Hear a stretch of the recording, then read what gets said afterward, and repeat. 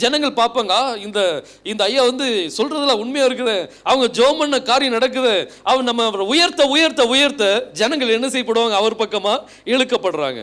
So இந்த லேமட் what it டெல்ஸ் as, நான் எப்படி ஆணியை நான் உயர்த்தி பிடிச்சிருக்கிறேனோ அதேமாதிரி நீங்களும் என்ன செய்யுங்க, ஆணியை உயர்த்துங்க, வாவை என்ன செய்யுங்க, உயர்த்தி பிடிங்க. இதுக்கு பேர் என்னது, லேமட். இந்த லேமட் வந்து ஹீப்ரூ அல்பபெட்ஸ் 22 அல்பபெட்ஸில் எல்லாத்த விட உயர்ந்த அல்பபெட் வந்து இந்த லேமட். எல்லாத்த விட டாலஸ்ட் அல்பபெட் வந்து லேமட் தான். மிச்சம் எல்லாமே எல்லாத்தோட ஸ்மாலஸ்ட் அல்பபெட் இது, எல்லாத்த விட சின்னது யோத். யோத் யாத் அப்படின்னு சொல்லலாம். யோதுங்கிறது எல்லாத்த விட ஒரு சிறிய அல்பபெட். எல்லாத்தோட உயர்ந்த அல்பபெட் எது, லேமட். ஓகே. ஸோ நெக்ஸ்ட் வந்து அதே காஃப் நான் என்ன செய்யறேன்னா வாவ் கூட இணைக்கிறேன், ஆனால் அதை இப்போ மாற்றி இணைக்கிறேன். இது என்னது, காஃப். எல்லாரும் சத்தமாக சொல்லணும். இது என்னது, காஃப். இந்த காஃப்குள்ள நான் என்ன செய்யறேன், இந்த வாவை இப்போ மாற்றி வைக்கிறேன், உள்ள வச்சிருக்கிறேன். காஃபுக்குள்ள நான் என்ன செஞ்சிருக்கேன், இப்போ வாவ் வச்சிருக்கிறேன். இதுக்கு பேர் வந்து பே. இதுக்கு பேர் என்னது, பே. பே அப்படின்னா மவுத் சொல்லி அர்த்தம். பேக்கு அர்த்தம் என்னது, மவுத், வாய். பேன்னு என்னது, வாய்.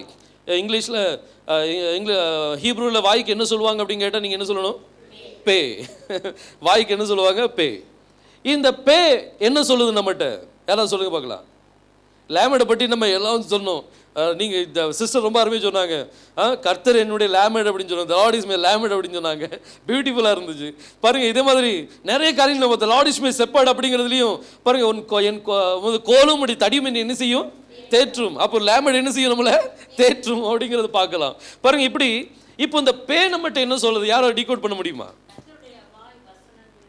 பக்கத்தில் வந்துட்டாங்க. ஓகே, அது என்ன சொல்ல வருது நம்மகிட்ட? சரி, இன்னும் பக்கம் பக்கம் வந்தாச்சு. இந்த பேனுடைய வாயில் என்ன இருக்கு, அதுக்கு என்ன சொல்லுவாங்க, ஆணி என்ன சொல்லுவாங்க, வாவ். இந்த பேனுடைய வாயில வாவ் இருக்க மீது நம்ம வாயில் என்ன இருக்கணும், நம்ம வாயில் என்ன இருக்கணும், வாவ் இருக்கணும். ரைட்டா? நம்ம வாயில் என்ன இருக்கணுமா, வாவ் இருக்கணும். கரெக்ட் தானே? ஒரு 4-5 தடவை தொடர்ந்து சொல்லுங்க பார்க்க, வா வாண்டு. ஏதாவது ஞாபகம் வருதா? சரி, வேற ஏதாவது வாவுன்னு நீங்க தொடர்ந்து சொன்ன உங்களுக்கு ஏதாவது ஞாபகம் வருதா? சரி, ஓகே. வேற நீங்க தொடர்ந்து வாவுன்னு சொன்ன உடனே உங்களுக்கு ஏதாவது ஞாபகம் வருதா? உன் வாய் விரிவா தர. ஓகே, சரி, நான் இப்போ சொல்ல வரேன்.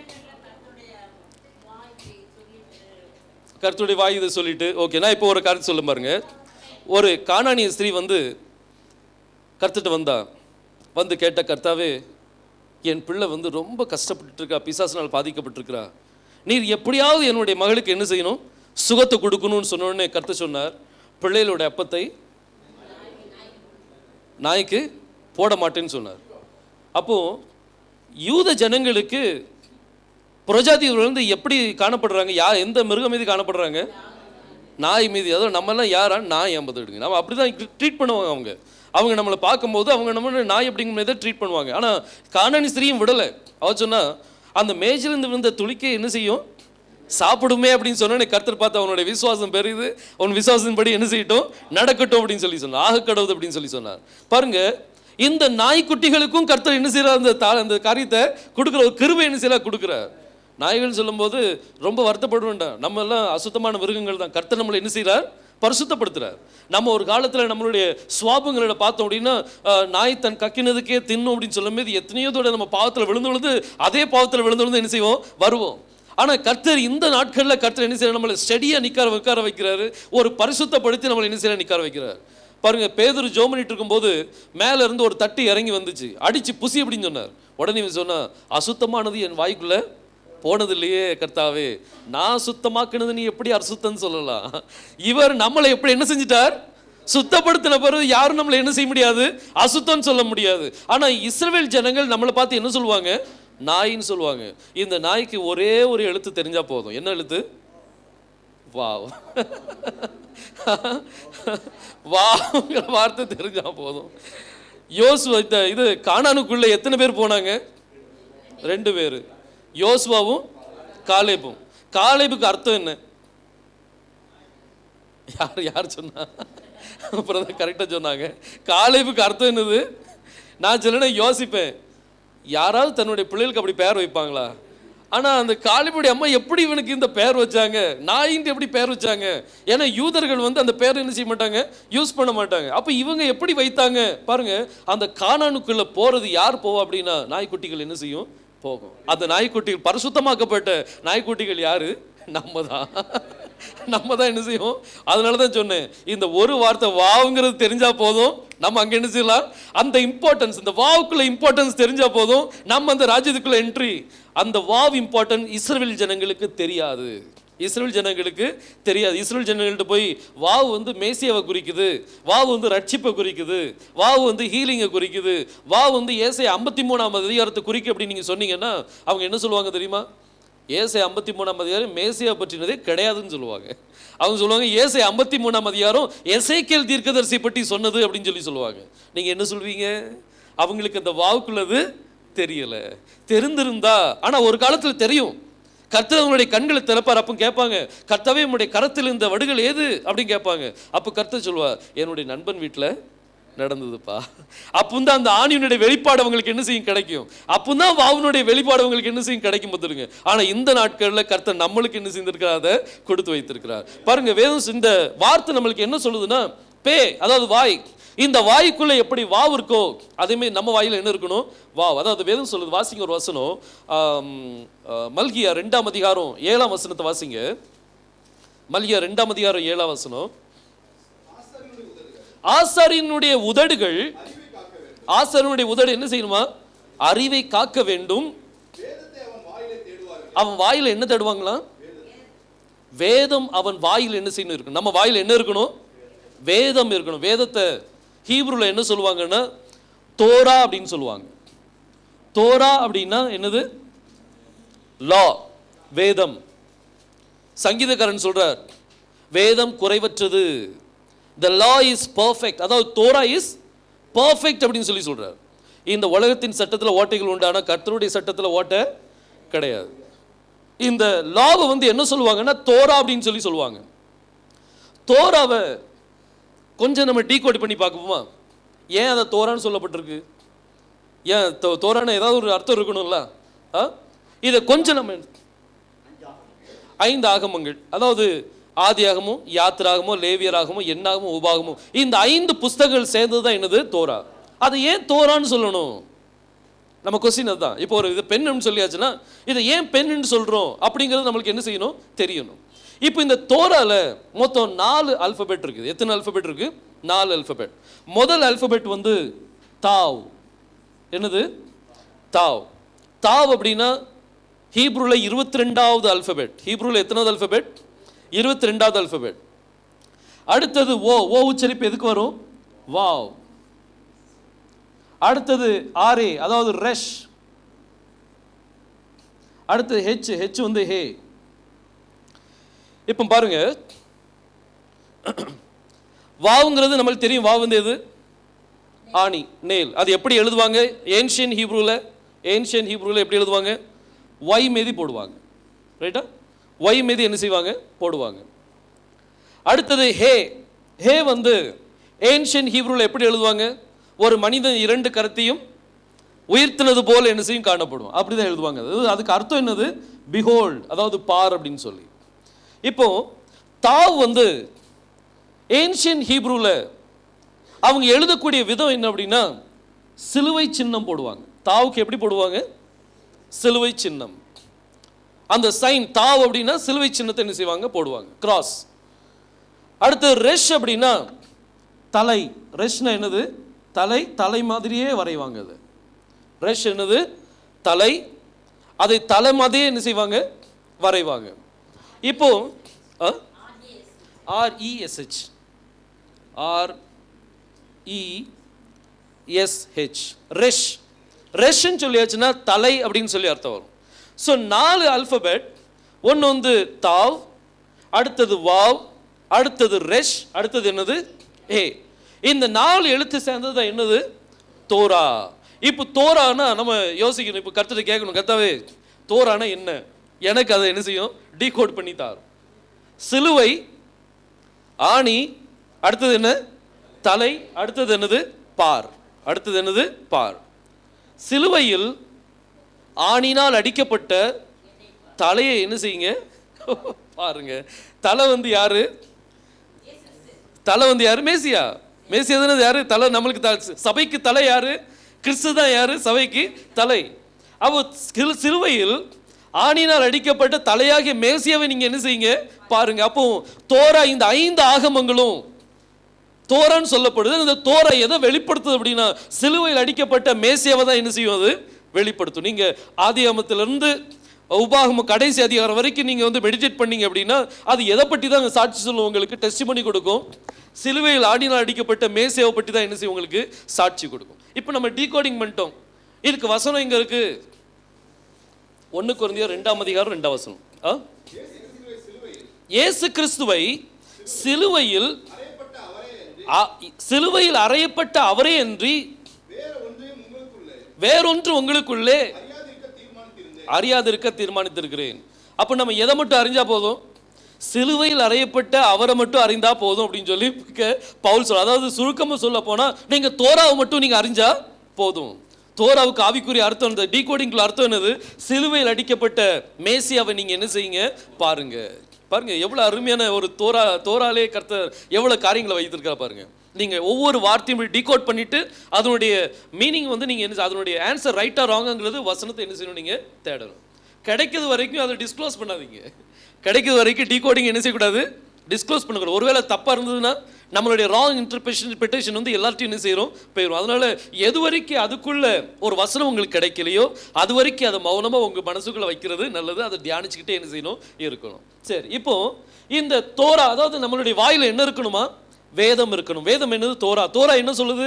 சிலுவையில் அடிக்கப்பட்ட அவரையே நீங்க என்ன செய்யுங்க நோக்கி பாருங்க. அப்போ நம்ம வாயிலிருந்து வர்ற வார்த்தை மேசியாவை உயர்த்துற ஒரு வார்த்தையை என்ன செய்யணும் காணப்படும். பாருங்க இந்த லேமட் என்ன சொல்லுது? நான் எப்படி வாவை உயர்த்தி பிடிச்சிருக்கணும் அதுமாதிரி நீங்களும் என்ன செய்யுங்க உயர்த்தி பிடிங்க. பே என்ன சொல்லுது? என்னுடைய வாயில் எப்படி வாவு இருக்கோ அதுமாரி உங்களுடைய வாயில சட்டங்கள், அதாவது தோரா இருக்கணும். உங்களுடைய வாயில கிறிஸ்துவ பற்றின வார்த்தைகள் என்ன செய்யணும் காணப்படணும். பாருங்க எல்லா காரியமும் அந்த ஒவ்வொரு லெட்டரும் உங்களுக்கு வந்து அந்த காரியங்களை என்ன செய்யும் வெளிப்படுத்தி காமிக்கும். பாருங்க அடுத்த லெட்டருக்குள்ள போலாம். தோரா ரப் பண்ணிட்டா ஓகே. அடுத்தது வா வந்து எப்படி எழுதுவாங்க? வாக்கிங் ஸ்டிக் மாதிரி என்ன செய்வாங்க எழுதுவாங்க. வாக்கிங் ஸ்டிக் மாதிரி எழுதிட்டு இந்த எக்ஸ்டெண்டட் இந்த லைனை வந்து நான் இன்னும் கொஞ்சம் இந்த சைடில் எக்ஸ்டெண்ட் பண்ணா டீ மாதிரி வரும். அது வந்து ஸ்லைடாக என்ன செய்யும் வரும், ஸ்லைடாக. இதை என்ன சொல்லுவாங்கன்னா ஜைன் சொல்லுவாங்க. ZAYIN ஜைன். ஜைன் சரி நீங்க எழுதிருங்க. அது ஜைனுக்கு அர்த்தம் வந்து நுகம் அப்படின்னு சொல்லி அர்த்தம்.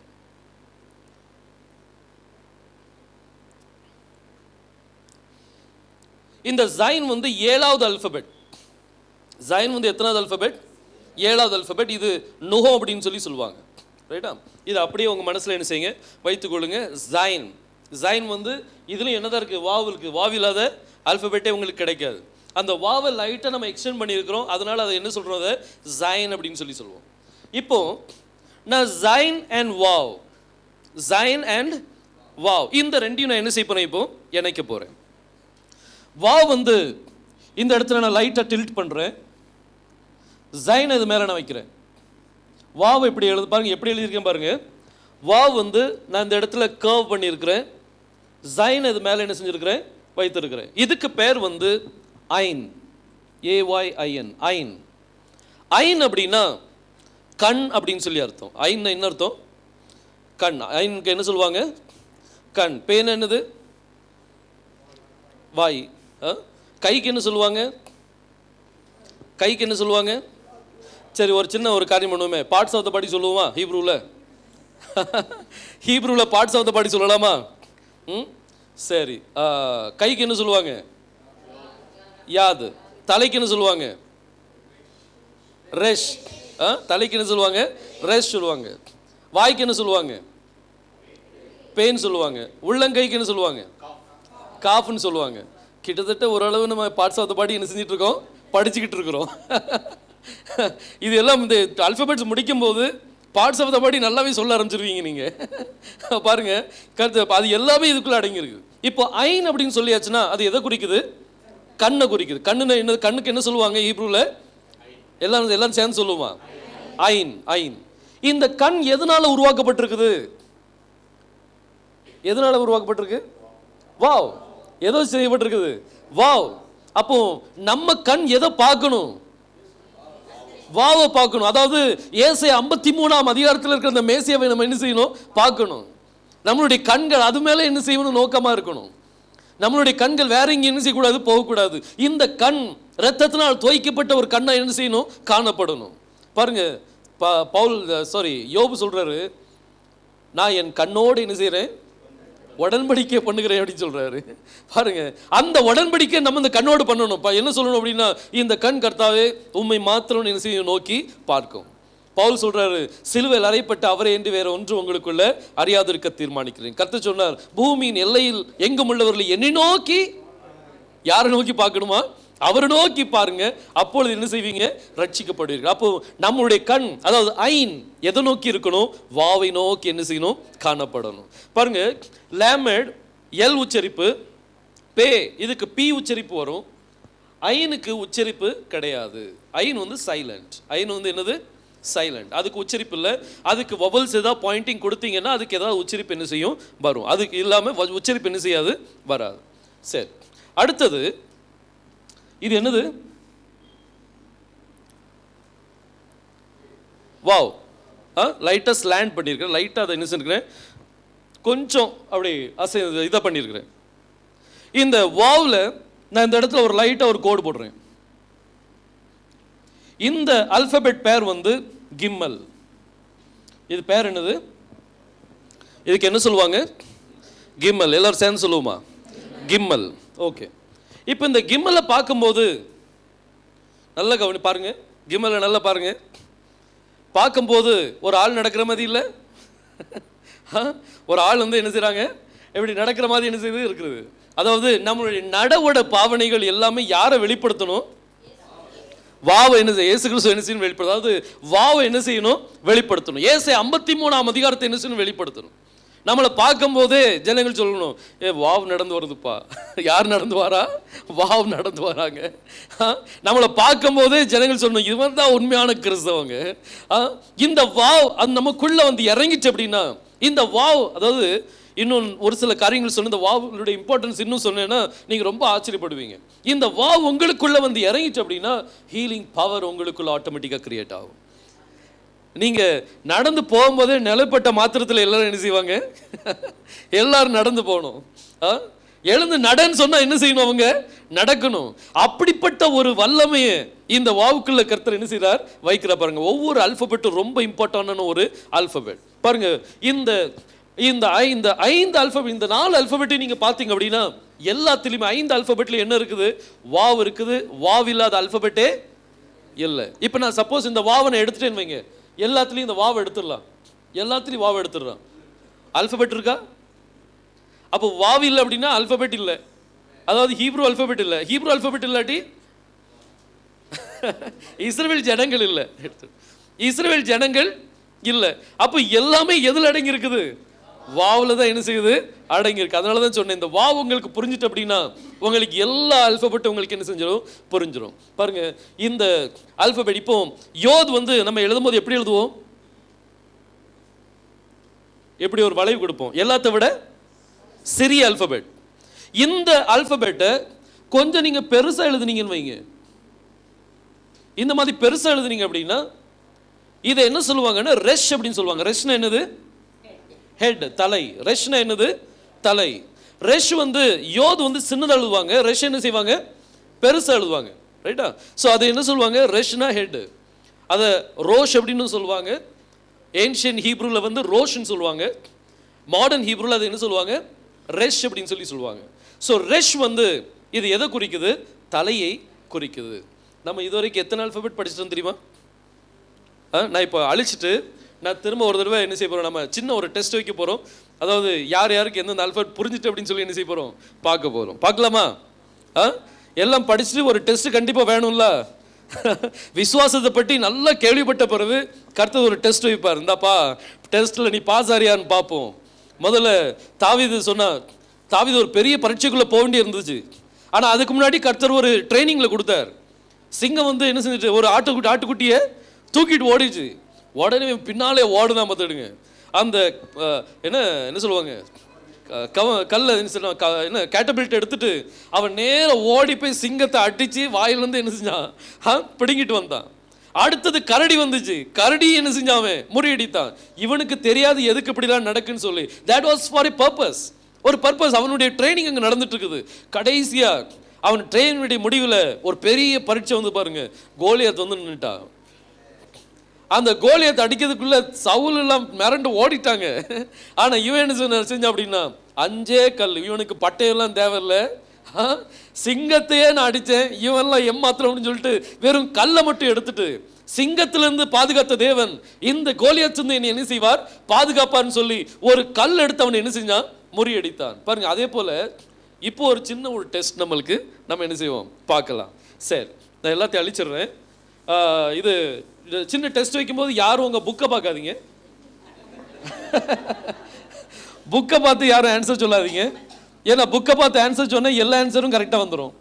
அப்போ பிறகு அப்போ எல்லாருக்கும் புரிஞ்சிடும் இவங்க எல்லாம் புக்கை பார்த்து சொல்கிறாங்க அப்படின்ட்டு. 1-2 தப்பாக இருந்தால் தான் சரி எல்லாரும் என்ன சொல்கிறேன். நான் என் பையன்ட்ட எப்பவுமே சொல்வேன், நீ ஃபெயில் ஆனாலும் பரவாயில்ல, ஆனால் நீ காப்பி மட்டும் அடிக்காத.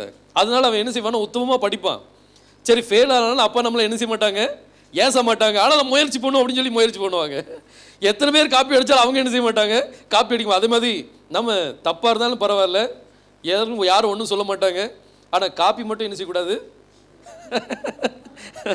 சின்ன பிள்ளைல நிறைய காப்பி அடிச்சிருக்கோம், ஆனால் இனிமேல் என்ன செய்யக்கூடாது, காப்பி அடிக்கக்கூடாது. Okay, what is this? Yo, எல்லாரும் சேர்ந்தா சத்தமா யோ.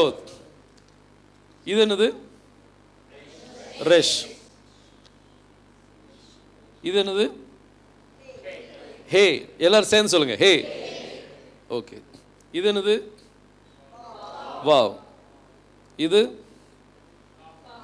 காஃப். லாமெட்.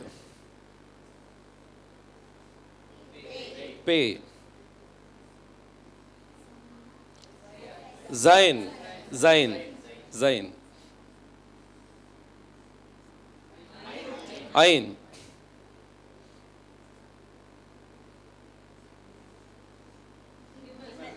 கிமல். என்னது? கிமலுக்கு நான் அர்த்தத்தை சொல்லவே இல்லை, நீங்களும் கேட்கவே இல்லையே. கிமல்னா கேமல் அப்படின்னு சொல்லி அர்த்தம். கிமல்னா என்ன அர்த்தம்? கேமல். இன்னொன்று மாடர்ன், அதாவது ஏன்ஷியன் ஹீப்ரூவில் இந்த கிம்மல் எழுதும் போது இப்படி எழுதுவாங்க, இந்த மாதிரி எழுதுவாங்க. அதுக்கு மீனிங் வந்து ஃபுட். அதுக்கு மீனிங் என்னது?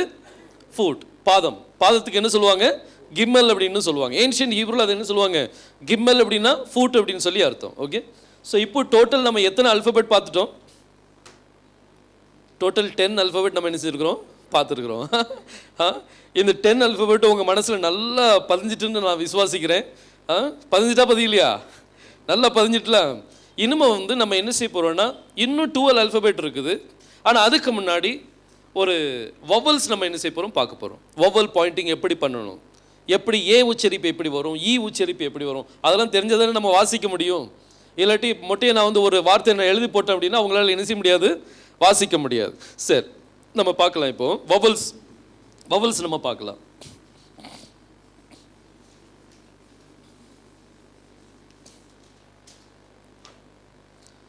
வவல்ஸில் ஏ வவல், லெட்டர் ஏ. ஏனுடைய ப்ரொனன்சியேஷன் எப்படி பண்ணணும்? இந்த ஏ வவல் வந்து ஒரு அல்ஃபபெட்டுக்கு கீழே ஒரு அல்ஃபபெட் லைக் லேமட் ஒன்று, லேமட் இருக்கட்டும், இல்லாட்டி பே இருக்கட்டும், ஜைன் இருக்கட்டும், ஐன் இருக்கட்டும், இந்த மாதிரி அல்ஃபபெட்டுக்கு கீழே டி மாதிரி ஒரு சிம்பல் வந்துச்சுன்னா அது எப்படி உச்சரிக்கணும்? ஏ சவுண்ட். இப்போது லேமட் இருக்குது, லேமடுக்கு கீழே இப்படி நான் டீ போட்டேன்னா இது எப்படி உச்சரிப்பாங்க? லா. லேமனுடைய உச்சரிப்பு என்னது? எல் உச்சரிப்பு. லேமனுடைய உச்சரிப்பு என்னது? எல். அப்போ இதை லேமனுக்கு கீழே நான் டீ போட்டேன்னா அது எப்படி உச்சரிப்பாங்க? லான்னு சொல்லி உச்சரிப்பாங்க. இப்போ நான் இது என்னது? பே. பேக்கு கீழே நான் டீ போட்டேன்னா பா, பான்னு சொல்லி உச்சரிக்கணும். ரைட்டா? ஸோ இப்படி ஏனுடைய உச்சரிப்புக்கு ஆல்பபெட்டுக்கு கீழே டி அல்லது ஹைஃபன் அல்லது ஹைஃபனோடு கூட இப்படி 2 கோலன், இப்படி ஒரு கோலன் போட்டோம் அப்படின்னா இது எல்லாமே ஏனுடைய உச்சரிப்பு. இந்த ஏனுடைய உச்சரிப்பில் வந்து இது லாங் நோட், இது ஷார்ட் நோட், இது டிமினிஷ் நோட். அதாவது நீ இப்படி இழுக்கணும், லான்னு சொல்லி இழுப்பாங்க. இது வந்து லா அப்படின்னு சொல்லி ஷார்ட்டாக உச்சரிப்பாங்க. இது வந்து லா. அந்த ஆ உச்சரிப்பு வந்து ரொம்ப ஷார்ட்டாக என்ன செய்யும் இருக்கும். ஸோ அதனால ஆனால் நீங்கள் இப்போதைக்கு என்ன செய்யுங்கன்னா டி அல்லாட்டி ஹைஃபன் அல்லாட்டி ஹைஃபன்களோட கோலன் இருந்துச்சுன்னா அது எப்படி உச்சரிப்பாங்க? அதை ஏ சவுண்ட் என்ன செய்யும் வரும். இதை மட்டும் நீங்கள் மனசில் வைங்க. போக போக நம்ம எல்லாமே என்ன செய்யலாம், அதை பார்க்கலாம். ரைட்? ஸோ ஏனுடைய உச்சரிப்புக்கு ஒரு அல்பபெட்டுக்கு கீழே இந்த மாதிரி டி அல்லாட்டி ஹைஃபன் அல்லாட்டி ஹைஃபனோடு கூட கோலன் வந்துச்சுன்னா ஏனுடைய உச்சரிப்பு என்ன செய்யும் வரும். அடுத்தது இ. ஈங்கிற உச்சரிப்பு. இந்த இ உச்சரிப்பில் வந்து ஒரு அல்பபெட்டுக்கு கீழே புள்ளி வந்துச்சுன்னா, டாட் வந்துச்சுன்னா அது என்ன சொல்லுவாங்க? இ சவுண்ட்.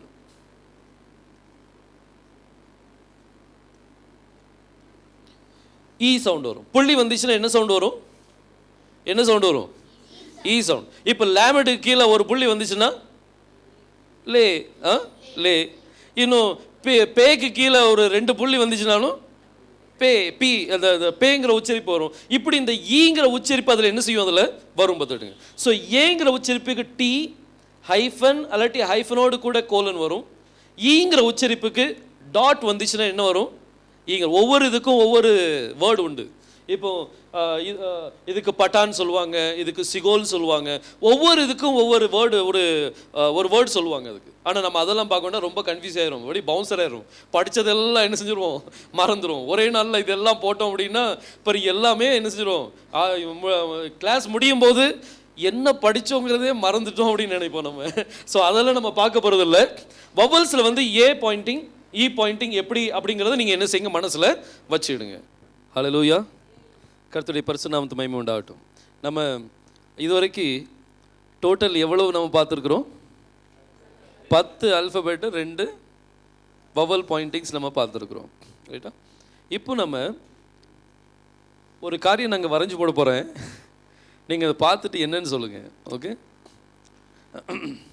இது எல்லாத்துக்குமே தெரிஞ்ச ஒரு காரியம்தான். நான் கிறிஸ்டியன் பிரதர்ஸ் வந்து இது ரொம்ப யூஸ் பண்ணுவாங்க. ஆனால் அவங்களுக்கே தெரியாது இது என்னதுன்ட்டு. அவங்களுக்கு என்ன செய்யாது, தெரியாது. பாருங்க, என்னது இது? ஸ்வஸ்திக். ஸ்வஸ்திக் சைன். இந்த ஸ்வஸ்திக் சைன் வந்து அவங்க புது வீடு வாங்கினாலும் சரி, இல்லாட்டி ஒரு வண்டி வாங்கினாலும் சரி, எது வாங்கினாலும் அவங்க என்ன செய்வாங்க, அதை பயன்படுத்த அடாப்ட் பண்ணுவாங்க. அந்த காரியத்தை என்ன செய்வாங்க, யூஸ் பண்ணுவாங்க. என்னன்னு கேட்டாச்சுன்னா அது 4 முனைக்குள்ளே ஒரு பவர் என்னது ஏதோ ஒன்று சொல்லுவாங்க. அதை எனக்கு அதுவும் தெரியாது. ஆனால் இது ஆக்சுவலி என்னன்னு பார்த்தீங்க அப்படின்னா, this is Hebrew alphabet. This is the first alphabet of Hebrew. ஹீப்ரூனுடைய முதல் அல்ஃபபெட். இது வந்து அப்படி ரெக்டாங்குலரில் நம்ம என்ன செய்ய போட்டிருக்கிறோம். அதை லைட்டாக கர்வ் பண்ணால் போதும். பாருங்கள், இந்த ஃபர்ஸ்ட் இந்த இதை வந்து நான் கர்வ் பண்ணி போடுறேன். மேலே உள்ள கர்வு, கீழே உள்ள கர்வ், இதை வந்து ஆலஃப் அப்படின்னு சொல்லுவாங்க. அது என்னது? ஆலஃப். ஆலஃப்னு சொல்லுவாங்க. இந்த ஆலஃப்ங்கிற எழுத்து வந்து இதுக்கு மீனிங் என்ன அப்படின்னா பவர் அண்ட் லீடர். இந்த மீனிங் வரும். சில எழுத்துக்கு வந்து 2-3 மீனிங் வரும், சிலதுக்கு 4 மீனிங் வரும். மீனிங் அடிக்கிட்டே இருக்கலாம். அதுக்கு இடத்துக்கு தகுந்தவரை நம்ம இந்த மீனிங் என்ன செய்யணும், பயன்படுத்திக்கிடணும். இப்போது இந்த ஆலஃப்ங்கிறது ஆக்சுவலி நம்ம நான் கிறிஸ்டியன் பிரதர்ஸ் வந்து அதை என்ன செய்வாங்க, அதை ஸ்வஸ்திகா என்ன செய்வாங்க, யூஸ் பண்ணுவாங்க. But they don't know what it is. ஆனால் நம்ம இப்போ அவங்களுக்கு எக்ஸ்பிளைன் பண்ணலாம். நீங்கள் இது வரைக்கும் நீங்கள் ஒரு நான் கிறிஸ்டியன் பிரதர்ஸ்ட்டு நீங்கள் ஏதாவது ஒன்றும் இயேசு கிறிஸ்துவை பற்றி சொல்ல முடியாமல் தவிச்சிட்டு இருக்கீங்க, உங்கள் பக்கத்து வீட்டில் நீங்கள் சொல்ல முடியல அப்படின்னா என்னைக்காவது ஒரு நாள் கோலம் போடுவாங்க. கோலம் போடும்போது நீங்கள் அவங்ககிட்ட பேசலாம், இப்படி கோலம் போடுறீங்க, இது என்ன அர்த்தம் உங்களுக்கு தெரியுமா அப்படின்னு நீங்கள் கேட்டு அவங்ககிட்ட நீங்கள் இயேசு கிறிஸ்துவை பற்றி நீங்கள் என்ன செய்யலாம், எக்ஸ்பிளைன் பண்ணி கொடுக்கலாம். பாருங்கள், இந்த ஆலஃப் அப்படிங்கிற இந்த வார்த்தை வந்து இது பவர் இண்டிகேட் பண்ணுது.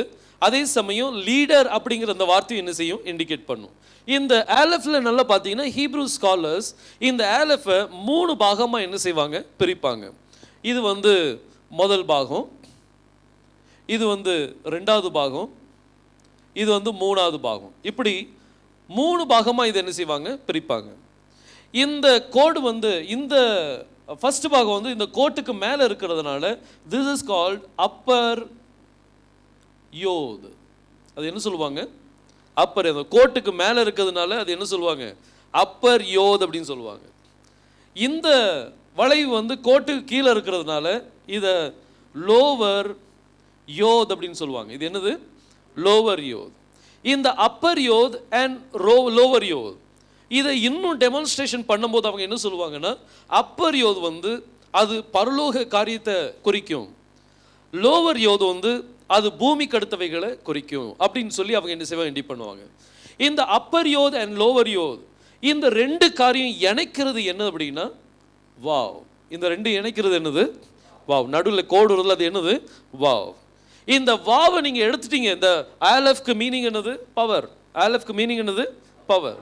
இந்த பவரில் இந்த ஆலஃப்ல இருந்து நீங்கள் வாவை நீங்கள் எடுத்துட்டீங்க அப்படின்னா பவர் இல்லை, பவர் என்ன செஞ்சிடும், முடிஞ்சு போயிடும். ஸோ எல்லாமே எதில் தான் அடங்கி இருக்குது, வாவில் தான் என்ன செய்யுது, அடங்கி இருக்குது. ஸோ இது வந்து ஆலஃப். ஆலஃப் வந்து it is the first alphabet of Hebrew. அது வந்து ஃபர்ஸ்ட் ஆல்ஃபபெட். இங்கே வந்து இவங்க அப்படி ரெக்டாங்குலர் ஷேப்பில் போட்டுருக்குறாங்க, ஆனால் நம்ம லைட்டாக என்ன செய்ய வேண்டியிருக்கும், கர்வ் பண்ண வேண்டியிருக்கும். இன்னும் ஒரு சிலவங்க ரொம்ப ஸ்டைலிஷாக போடுவாங்க, இப்படி கர்வ் பண்ணி என்ன செய்வாங்க, போடுவாங்க. பார்த்துருக்கேன் நான் நிறைய இடத்துல நம்ம வீடுகளில் வந்து அந்த மாதிரி கர்வ் பண்ணி என்ன செஞ்சுருக்கிறாங்க, போட்டிருக்கிறாங்க.